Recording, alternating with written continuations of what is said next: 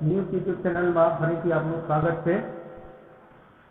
विद्यार्थी मित्रों, आना पहलाना लेक्चर में આપણે ધોરણ 12 साइंस में આપણે महाबीजाणु जनन, मादाजन्यु जनकनी रचना कई रीतना थाय, भ्रूणपोषની रचना कई रीतना थाय એની આપણે વાત કરી દીધી। मादाजन्यु जनक जे भ्रूणपोष कही लाक्षणिक रीते આપણે આવૃત બીજધારી વનસ્પતિમાં કે ભ્રૂણપોષની રચના કઈ રીતના થાય, બરાબર, કેટલા કોષ હોય, એમાં કેટલા કોષ કેન્દ્રો હોય, આ બધી માહિતી આપણે છેલ્લા લેક્ચરમાં જોઈશું। ફરીથી એક વખત આઉટલાઈન તમને કહી દઉં કે સામાન્ય રીતે લાક્ષણિક જે આવૃત બીજધારીનો આપણે ભ્રૂણપોષ કહેતા હોય 8 કોષ કેન્દ્રીય અને 8 કોષીય અવસ્થા ધરાવે છે, બરાબર। ફરીથી કહું, આપણે महाबीजाणु जनन में जे एक महाबीजाणु बन्या तो एक महाबीजाणु 3 वखत विभाजन थईने कुल 8 कोषो बनशे। ये 8 कोषो शुरुआत में कोष दीवाल विहीन हशे, फक्त कोष केन्द्र हशे। ये 8 मांथी 6 कोषो रहीने फक्त कोष दीवालनुं निर्माण थशे, बराबर। अने बाकीना 2 कोष केन्द्रो वध्या ई मध्यस्थ जे आपणे कहीए पोलर, बराबर, એટલે કે ભ્રૂણપોષના મધ્ય ભાગે બંને કોષ કેન્દ્રનું સંયુગ્મન થઈને એક મોટો કોષ કેન્દ્ર, કેન્દ્રસ્થ મોટો કોષ કેન્દ્રનું નિર્માણ કરશે, બરાબર। અને આ મોટો કોષ જે બનશે એમાં બંને ધ્રુવીય કોષ કેન્દ્રો હશે કે જે ખરેખર હશે એક જ કોષ, પણ એની અંદર 2 ધ્રુવીય કોષ કેન્દ્રો હશે, બરાબર। એટલે આ બંને કોષ કેન્દ્રનું સંયુગ્મન થઈ જાય અને એમાં મોટો કોષ કેન્દ્ર અને એમાં 2 ધ્રુવીય કોષ કેન્દ્ર ગોઠવાશે, बराबर। અને આ મોટો કોષ રહ્યો सामान्य रीते 2n દ્વિતીય હશે, बराबर। અને કોષના પોલર ભાગ ભ્રૂણપોષના પોલર ભાગમાં મધ્ય ભાગમાં ગોઠવાશે, બરાબર। એટલે અહીંયા આપણે છેલ્લા લેક્ચરમાં જે ભ્રૂણપોષ માદાજન્યુ જનકની રચનાની વાત કરી, એ રચના પૂરી થઈ ગઈ હતી। ફરીથી આપણે એમાં કોષની ગોઠવણીની તમને હજી એકવાર વાત કહી દઉં કે કોષની ગોઠવણી જે અંડકતલીય ધ્રુવ હોય ત્યાં 3 પ્રતિધ્રુવીય કોષો ગોઠવાશે ઉપરની તરફ, બરાબર। અને અંડક છિદ્રીય છેડા બાજુ 2 સહાયક કોષ હશે અને એની ઉપર એક અંડકોષ હશે। અને ભ્રૂણપોષના મધ્ય ભાગમાં મોટો કોષ હશે કે જેની અંદર 2 કોષ કેન્દ્રો હશે જેને દ્વિકોષ કેન્દ્રીય અવસ્થા તરીકે ઓળખવામાં આવે। અંડક છિદ્રીય ધ્રુવ જે આપણે કહી એ તરફ 2 સહાયક कोष हशे, एनी रचना केवी हशे तो के तंतुमय प्रसाधन रचे, बराबर। एटले के सहायक कोषनी रचना तंतुमय स्वरूपे हशे। अने आवी रचना जे सहायक कोषनुं होवानुं कारण शुं तो के परागनलिका ज्यारे अंडछिद्रीय छेडामां प्रवेशे त्यारे परागनलिकामां नरजन्युनुं वहन थतुं होय, नरजन्युने रस्तो बताववा माटे मादाजन्युमां सहायरूप थशे सहायक कोषो, बराबर। અને સહાયક કોષો કેની મદદથી સહાયરૂપ થશે તો કે એની જે રચના કરી તંતુમય રચના એની મદદથી થશે, બરાબર। અહીંયા સુધી વિદ્યાર્થી મિત્રો આપણે જોયું હતું।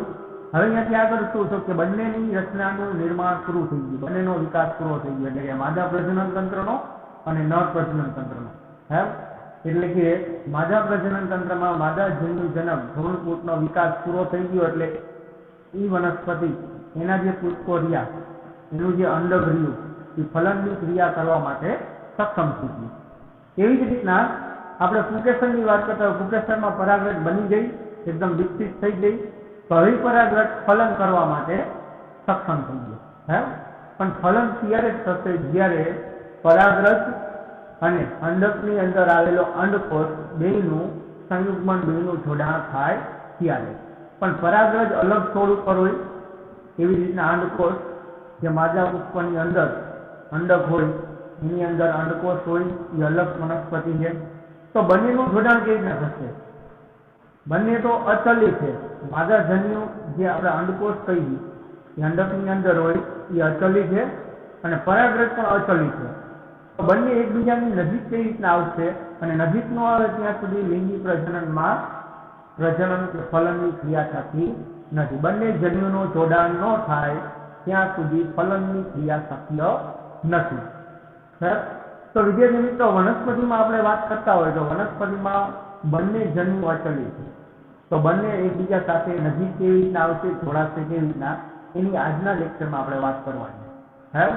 मोटा भागे आपणे जोवा जाए तो તો પરાગરજ અંડકોષ પાસે આવે, બરાબર?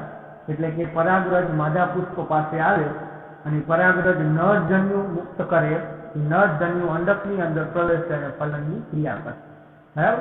એટલે જે માદા પુષ્પની આપણે વાત કરતા વિદ્યાર્થી મિત્રો, એમાં અંડકોષનું ક્યાંય હલનચલન થશે નહીં, એ અંડકની અંદર જ રહેશે. તો એની પાસે કોણ આવશે?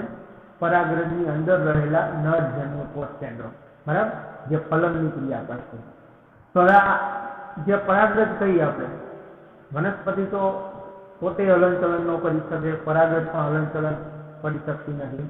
તો પરાગરજની પાસે આવશે કેવી રીતના? તો વનસ્પતિએ એના માટે ખાસ વિશિષ્ટ અનુકૂલન વિકસાવેલું છે કે જે પરાગરજને માદા પુષ્પની અંદર જે અંડક છે એ અંડકની અંદર અંડકોષ સુધી પહોંચાડવાનું ખાસ અનુકૂલન વિકસાવેલું છે. તો હવે આપણે આગળ જોઈ આ જે ક્રિયા રહી પરાગરજને, બરાબર, એની અંદર રહેલા નરજન્યુને માદાજન્યુ એટલે કે અંડકોષ સુધી પહોંચાડવાની ક્રિયાને આપણે પરાગનયન તરીકે ઓળખવામાં આવે છે, બરાબર? પેલી લાઈન જોઈએ આપણે, પરાગનયન એટલે શું? તો કે પરાગરજનું સ્ત્રીકેસરના પરાગાસન પર સ્થાનાંતર થવાની ક્રિયા એટલે પરાગનયન, બરાબર? પરાગનયન બહુ આયમથી વ્યાખ્યા, પરાગરજ હોય, કેસર ઉપર હોય, ત્યાંથી મુક્ત થાય અને ત્યાં જાય સ્ત્રીકેસરના પરાગાસન, પરાગાસન ઉપર જઈને બેસે, બરાબર? ત્યાં સુધીની જે ક્રિયા રહી એટલે કે નર પુષ્પોમાંથી પરાગરજ મુક્ત થવાની ક્રિયા અને પરાગરજ માદા પુષ્પ ઉપર, બરાબર, એના પરાગાસન સુધી પહોંચવાની ક્રિયાને આપણે શું કહી? પરાગનયન કહેવામાં આવે. હવે એમને ડાયરેક્ટલી પહોંચી જતી નથી. પરાગરજ રહી નર પુષ્પ ઉપરથી માદા પુષ્પ ઉપર સીધે સીધી પહોંચી જતી નથી, કેમ કે પોતે પણ ચલિત નથી. તો એને બીજા ઘણા એવા ઘટકો, બાહ્ય કારકો હોય, એની મદદ લેવી પડે. બાહ્ય કારકોની મદદથી જ આ પરાગરજ નર પુષ્પ ઉપરથી માદા પુષ્પના પરાગાસન ઉપર જશે, બરાબર? અને એને જ આપણે પરાગનયન કહીએ. તો પરાગનયનમાં ઘણા એવા વાતાવરણના ઘટકો હોય, આપણા બહારના વાતાવરણના, વનસ્પતિની આજુબાજુના વાતાવરણના ઘણા એવા બાહ્ય ઘટકો છે, બાહ્ય કારકો છે કે જે વનસ્પતિની પરાગરજ રહી માદા કેસર, જે આપણે કહીએ સ્ત્રી કેસર, એના ઉપર સ્થાનાંતરિત કરવામાં મદદરૂપ થાય. સપુષ્પી વનસ્પતિમાં પરાગનયન માટે વિવિધ અનુકૂલનો, બાહ્ય કારકોનો ઉપયોગ કરે. સપુષ્પી વનસ્પતિ જે પુષ્પ ધારણ કરતી વનસ્પતિ હોય, એ બધી જ વનસ્પતિ પરાગરજને સ્થાનાંતરિત કરવા માટે બાહ્ય કારકો અથવા બાહ્ય ઘટકોનો ઉપયોગ કરે છે, બરાબર? જેને આપણે પરાગવાહકો તરીકે ઓળખવામાં આવે. પરાગવાહક એટલે કે પરાગરજનું નર પુષ્પ ઉપરથી વહન કરીને ત્યાં લઈ જવાની માદા પુષ્પના પરાગાસન સુધી. તો આ વહનની જે ક્રિયા કરે એને શું કહેવામાં આવે? પરાગવાહકો. તેનું વહન કરે પરાગરજ, એટલે એને આપણે શું કહીએ? પરાગવાહકો, બરાબર? એટલે વનસ્પતિના એક છોડ ઉપરથી, એના નર પુષ્પ ઉપરથી પરાગરજનું વહન કરીને બીજો છોડ, જે માદા છોડ હોય, એના માદા પુષ્પ ઉપર સ્થાનાંતરિત કરવાની ક્રિયાને પરાગનયન કહેવાય. અને આ ક્રિયા જે વાહકો કરે એને આપણે શું કહેવાય? પરાગવાહકો, બરાબર? તો વનસ્પતિમાં વિવિધ પ્રકારના એની આજુબાજુ ઘણા બધા પરાગવાહકો હોય કે જે પરાગરજનું સ્થાનાંતર કરવામાં મદદરૂપ થાય. એમાં મુખ્ય બે પ્રકારના પરાગવાહકો હોય. કયા બે પ્રકારના હોય? તો આપણે જોતા જઈએ. જૈવિક પરાગવાહકો અને બીજો પ્રકાર છે અજૈવિક પરાગવાહકો.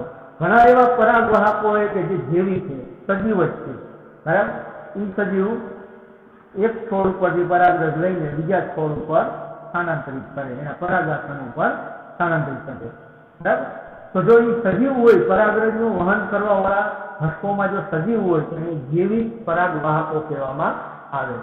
જો એ નિર્જીવ હોય, પરાગરજનું વહન કરતા જે વાહકો હોય નિર્જીવ હોય, તો એને આપણે અજૈવિક પરાગવાહકો તરીકે ઓળખવામાં આવે છે, બરાબર? આમાં ઉદાહરણ પણ મેં આપેલા છે. અજૈવિક પરાગવાહકોમાં આપણે કહેતા હોય તો પવન, હવા જે આપણે કહીએ પવન, બરાબર? બીજું છે પાણી. એવી જ રીતના આપણે કહીએ તો જૈવિક પરાગવાહકોમાં પ્રાણીઓ શું હશે? પ્રાણીઓ આપણે વનસ્પતિની આજુબાજુ ઘણા બધા પ્રાણીઓ જે ઘાસ ચરતા હોય, એની આજુબાજુ પસાર થતા હોય, તો આ પ્રાણીઓ એ પણ પરાગરજને વહન કરવામાં મહત્વનો ભાગ ભજવે. બરાબર, પરાગરજનું પરાગાસન સુધી વહન કરવામાં મહત્વનો ભાગ ભજવે.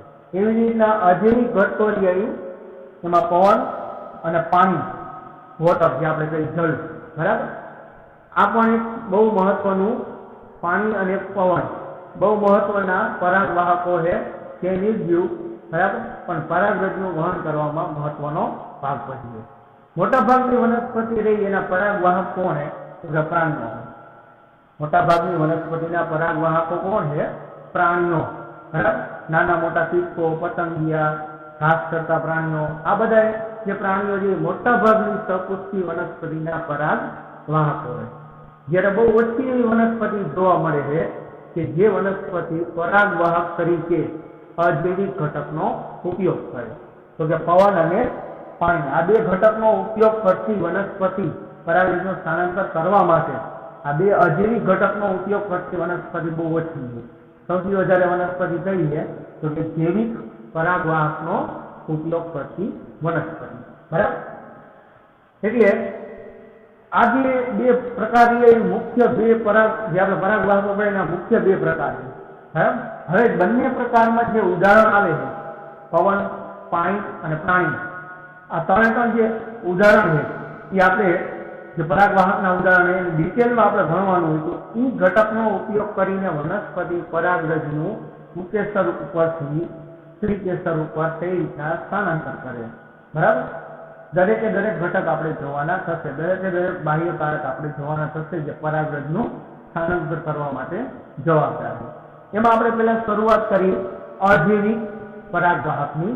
એમાં પણ પહેલો પ્રકાર લઈએ આપણે પવન.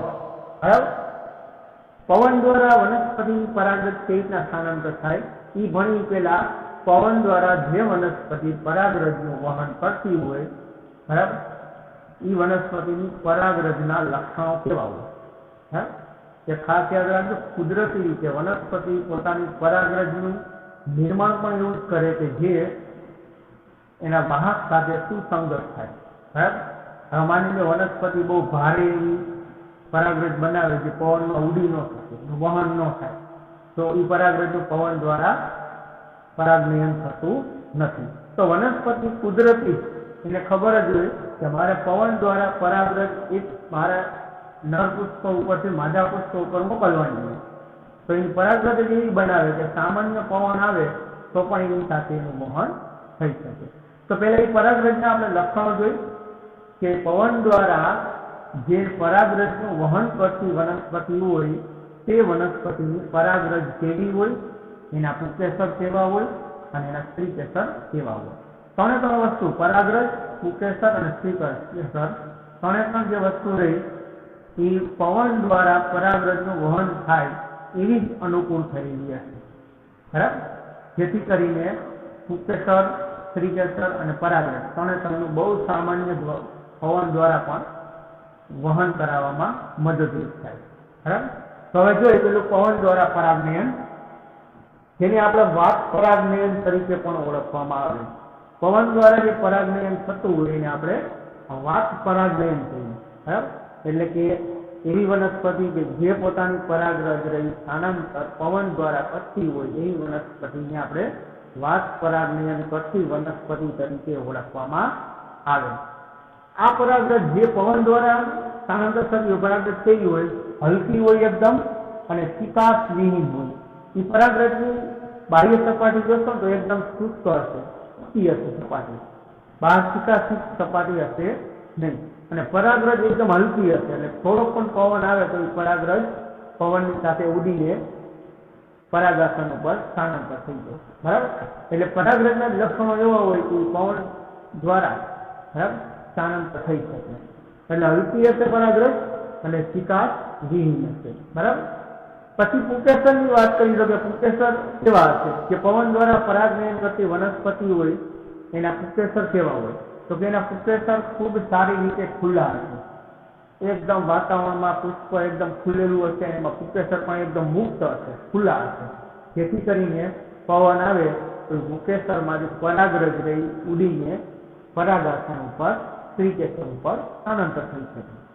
જો પુકેસર એકબીજા સાથે જોડાયેલા હોય તો પવન આવે તેમાં પરાગરજ રહી મુક્ત થઈ શકે નહીં. બરાબર? એટલે વિદ્યાર્થી મિત્રો, કુદરતી પુકેસર છૂટા છૂટા હોય અને નર પુષ્પમાં તમે જોશો ને, જે વનસ્પતિ વાત પરાગને કરતી હોય એના પુકેસર એકદમ છૂટા છૂટા હશે. બરાબર? તો પુકેસરના લક્ષણમાં આપણે કહેતા હોય ખૂબ સારી રીતે ખુલ્લા હોય. પછી પરાગાસન, સ્ત્રીકેસરનો જે ભાગ આપણે કહીએ પરાગાસન, બરાબર, એ પરાગાસનના લક્ષણો કેવા હોય તો કે પીછાયુક્ત હશે. પરાગાસનના લક્ષણો કેવા હશે? પીછાયુક્ત. એટલે પરાગાસનો એ બહુ વાતાવરણમાં લંબાયેલા હોય, બરાબર, લાંબા પીછા સ્વરૂપે હોય. એટલે પરાગરજ આજુબાજુમાંથી પસાર થાય તો પકડી શકે, એને જકડી શકે. બરાબર?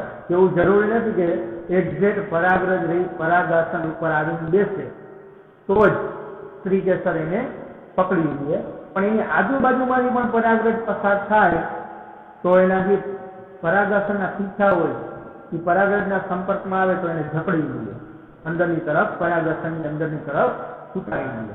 બરાબર? તો પરાગાસન કેવું હશે? પીછાયુક્ત હશે, જેથી કરીને પરાગરજ રહી, બરાબર, આજુબાજુમાંથી પસાર થાય તો પણ એને જકડી શકે. પછી વાત પરાગને કરતી વનસ્પતિ હોય એમાં એક જ અંડકયુક્ત બીજાશય હશે. એક જ અંડકયુક્ત બીજાશય હશે. બીજાશય કેવું હશે કે જેની અંદર એક જ અંડક હોય. આપણે અગાઉ તમને વાત કરી કે અમુક વનસ્પતિમાં 2 અંડક હોય, 3 હોય, 4 હોય, 5 હોય. બરાબર? જેટલા અંડક એટલા વનસ્પતિના ફળ આવે તેમાં બીજ જોવા મળે. પપૈયામાં આપણે જોયું હતું કે ઘણા બધા બીજ હોય, તેનો મતલબ એમ થયો કે પપૈયા વનસ્પતિમાં અંડકની સંખ્યા ઘણી બધી હોય. બરાબર? એટલે આજે આપણે વાત પરાગની વનસ્પતિની વાત કરી, એમાં એક જ બીજાશય હશે અને એક જ બીજાશયની અંદર એક જ અંડક હશે. બરાબર? પણ એક અંડક સ્ત્રીકેસરની રચનાને તમને સમજાવી દઈએ. બરાબર? બીજાશયની ઉપર શું હોય? પરાગ વાહિની. એની ઉપર શું હોય? પરાગાસન. એક જ અંડક હશે, એક જ બીજાશય હશે, પણ એમાંથી એની ઉપરની તરફ ઘણી બધી પરાગવાહિની હશે અને ઘણા બધા પરાગાસન હશે. બરાબર? એટલે માની લો બીજાશય તો એક જ હોય. બરાબર? બીજાશય આપણે વાત કરતા હોય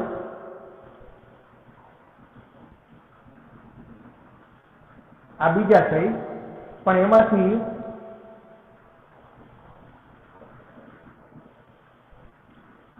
જે પરાગવાહિની રહી ઘણી બધી નીકળતી હશે અને પરાગાસન પણ ઘણા બધા હશે.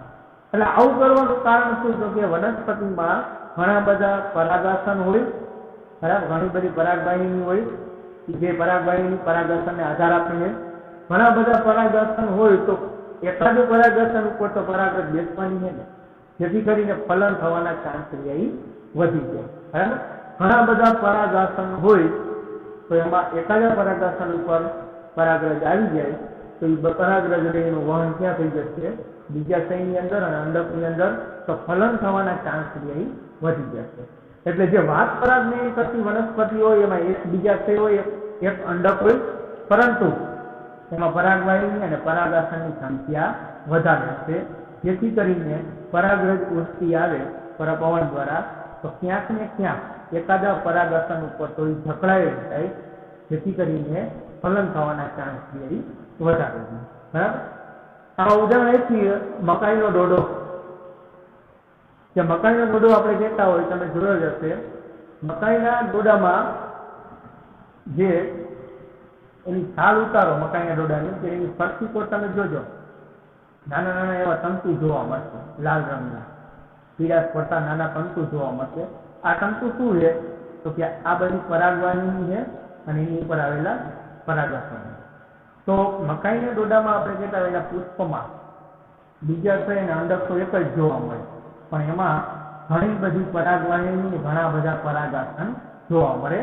આવું અનુકૂલન કેમ વિકસાવે? કેમ કે આ વનસ્પતિ પવન દ્વારા પરાગમયન કરે, એટલે જે પરાગરજ મેળવવાના ચાન્સ વધારવા માટે એ આવું અનુકૂલન વિકસાવે. બરાબર? તો વિદ્યાર્થી મિત્રો, આપણે પવન દ્વારા પરાગમયન હતું અને કોઈ પણ જગ્યાએ આપણે પરાગમયનની વાત કરશું એમાં એક ખાસ વિશિષ્ટ લક્ષણ છે કે માદા કોષ જે કહીએ આપણે અંડકોષ અને નર કોષ જે કહીએ આપણે નરજન્ય એટલે કે પરાગરજ. પરાગરજની સંખ્યા હંમેશા વધારે જ હશે તેની સરખામણીમાં અંડકોષની સરખામણી. કેમ કે પરાગરજ રહે એનું વહન થઈને ક્યાં સુધી પહોંચવાનું હોય ને અંડકોષ સુધી. એટલે વહન થવામાં અમુક પરાગરજ રહે નાશય થઈ જાય, અમુક પરાગાસન સુધી ન પણ પહોંચી શકે, બરાબર. એટલે એને પહોંચવાના ચાન્સ ઓછા હોય. એટલે કુદરતી રીતે જ પરાગરજની સંખ્યા વધારે હોય, બરાબર. હજારો લાખોની સંખ્યામાં પરાગરજ મુક્ત થાય તો એમાંથી એકાદી બે પરાગરજ રહી પહોંચવાના ચાન્સ એના વધી જાય, જેથી કરીને ફલન થવાના ચાન્સ વધી જશે.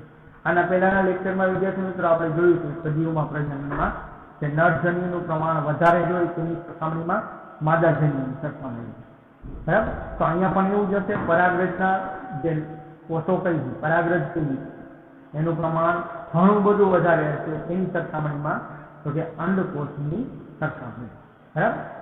તો આ હતું આપણું પવન દ્વારા પરાગને પહેલા જે પરાગવાહકમાં પેલો આપણે પરાગવાહક લીધું પવન, બરાબર. એના દ્વારા પરાગનયન પરાગવાહક તરીકે આપણે પવન લીધું જે અજૈવિક ઘટક છે, બરાબર. હવે આપણે વિદ્યાર્થી મિત્રો નેક્સ્ટ લેક્ચરમાં બીજો અજૈવિક ઘટક પાણીની વાત કરશું, બરાબર. પાણી દ્વારા પરાગનયન કેવી રીતના કરે વનસ્પતિ પાણી દ્વારા પોતાની પરાગરજ નર પુષ્પો ઉપરથી માદા પુષ્પો ઉપર કઈ રીતના સ્થાનાંતરિત કરે, બરાબર.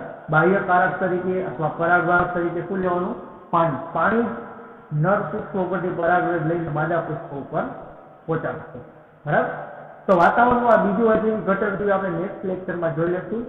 આજના આપણા આ લેક્ચરમાં પરાગનયનની વ્યાખ્યા, પરાગનયન માટેના વાહકો, પરાગવાહકો કઈ, બરાબર. એમાં બે પ્રકાર, એમાં એક પ્રકાર આપણે જોયો પવન, જેને વાત પરાગનયન કહેવામાં આવે.